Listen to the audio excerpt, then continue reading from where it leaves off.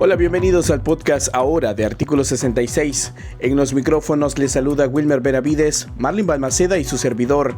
Hoy es lunes 3 de octubre del 2022 y estas son las principales noticias.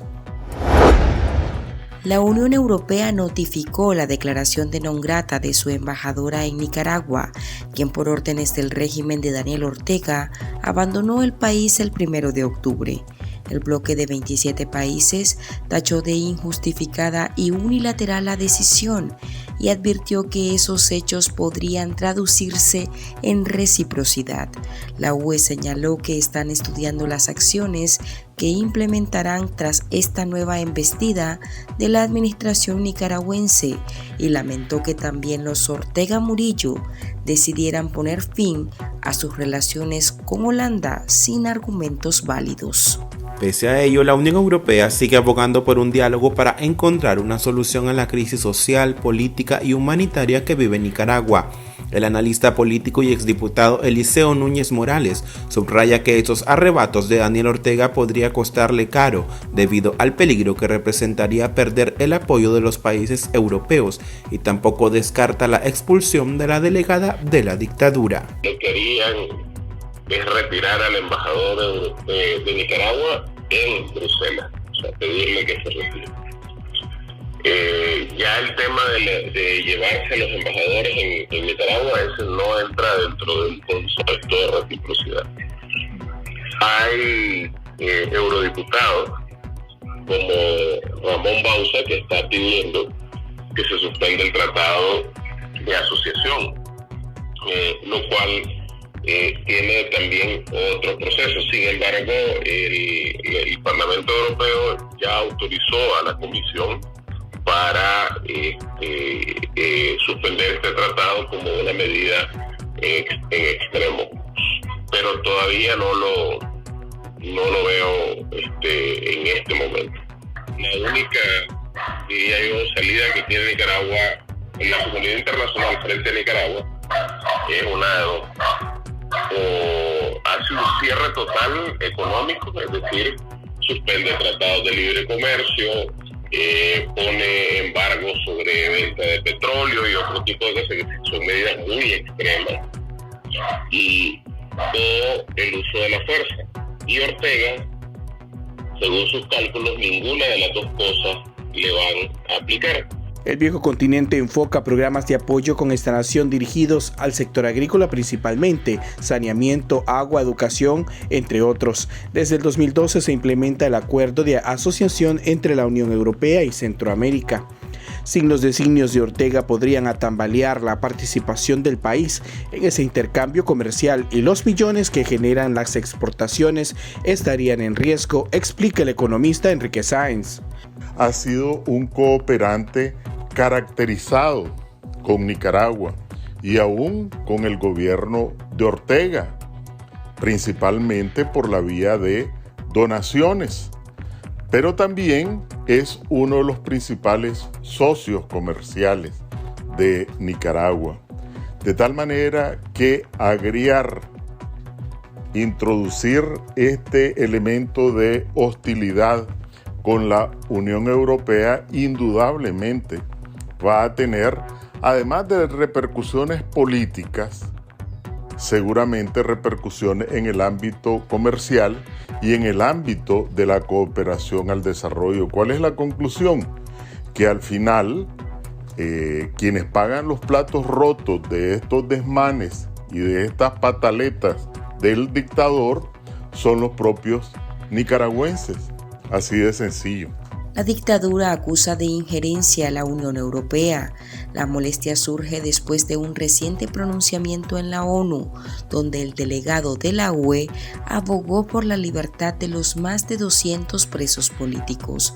Los países europeos han aprobado resoluciones contra el régimen y sanciones a más de 20 funcionarios, entre los que destaca Rosario Murillo. El próximo miércoles se dará por inaugurada la 52 Asamblea General de la Organización de Estados Americanos, donde se darán cita a 33 cancilleres del continente y Nicaragua se ubica entre los temas prioritarios. Los delegados, adelantó el ex embajador Arturo Macfield, preparan una resolución de condena de 6 puntos contra el régimen de Nicaragua por la represión desmedida que ejecuta en el país, de la cual ni siquiera han escapado los líderes religiosos. Hay un consenso en que Ortega es un violador consuetudinario de los derechos humanos. Hay un consenso de que todos los presos políticos deben ser liberados de forma inmediata y de forma incondicional. Así que vamos a tener una asamblea general en la que Nicaragua va a ser tema central, a pesar de que Nicaragua no asista y deje la silla vacía cobardemente en la Asamblea General de la OEA, de la cual todavía es parte, porque hay un periodo de 2 años después de presentar la renuncia que te obliga a ser miembro de esta organización. Y las leyes son las leyes, los acuerdos bilaterales son los acuerdos bilaterales. No pueden romperse o violarse como suele hacer Ortega en Nicaragua. Así que todavía miembro de la OEA, Nicaragua es un tema clave en esta Asamblea General. En la propuesta, los embajadores solicitarán la liberación de los presos políticos, el cese de la represión a la Iglesia, la implementación de una estrategia que garantice más protección y otorgamiento de asilo. Además, le recuerdan a Ortega que sus acciones afectan cada vez más la economía. Los opositores, por su lado, indicaron que quieren acciones y no resoluciones, ya que la gravedad de la situación de Nicaragua amerita que obliguen al régimen a frenar su deriva autoritaria. El evento se celebrará en Lima, Perú, y las sesiones culminarán el día viernes 7 de octubre. El cardenal guatemalteco Álvaro Ramazzini respondió a los recientes insultos que profirió Daniel Ortega contra la Iglesia Católica, a la que llamó dictadura perfecta. En un breve video, el prelado le enrostró a Ortega que en la Iglesia existe una jerarquía que se respeta y que operan bajo consenso. Por tanto, el planteamiento del dictador de Nicaragua de elegir a los religiosos queda fuera de lugar. El religioso además colocó en tela de duda el catolicismo que pregona Ortega, ya que sus actos no corresponden con sus acciones, por lo cual le remarcó el caso de Monseñor Álvarez, a quien afirmó tiene encerrado apoyándose en pruebas falsas. Estas son las declaraciones que el obispo guatemalteco divulgó a través de sus redes sociales. Si él se considera católico, lo que yo como obispo esperaría de él en su condición de católico es que respete la libertad de la Iglesia Católica y que respete el ordenamiento propio que dirige esta institución fundada por nuestro Señor Jesucristo. No se trata sencillamente de decir yo soy católico y hago lo que me da la gana. Yo soy católico o presidente católico y por eso meto en la cárcel a un obispo acusándolo falsamente. Yo soy un presidente católico y por eso entonces persigo a la iglesia de la que yo soy miembro porque yo soy católico. Es un contrasentido. Es propio de los dictadores el querer fundamentar actitudes y acciones dictatoriales, y que para eso no necesito mencionar ejemplos, para poder así convencerse a ellos mismos. Y estas son otras noticias que usted también debería saber hoy.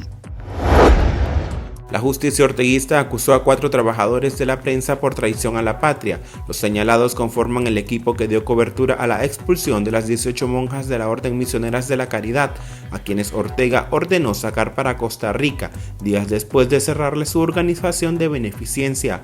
La acusación con fecha del 29 de septiembre la encabeza la fiscal Heidi Estela Ramírez Olivas.